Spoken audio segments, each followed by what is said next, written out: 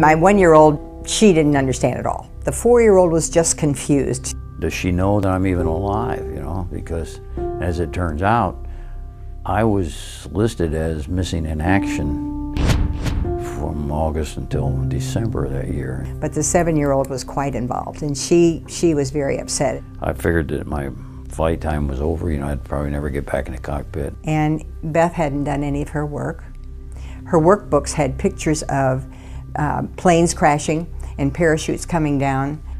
So a lot of that stuff went through my mind. What am I going to do? Am I going to be able to continue my career? What are the families going to think of me when I get back? I was so disappointed in that teacher because she really didn't, she should have let me know.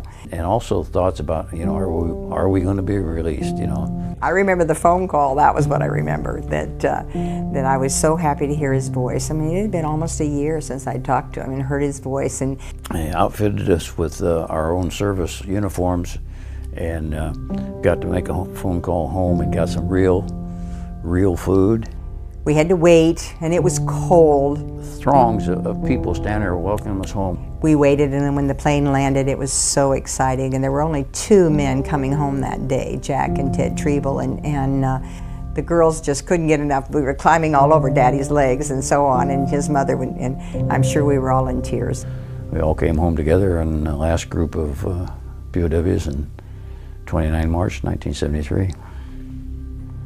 I think it was really good for me to, it helped my self-confidence. And I think it helped our relationship in that I think Jack appreciated me. And I certainly thought the world of him, I always have. But admired his experience that he had and admired how he handled it.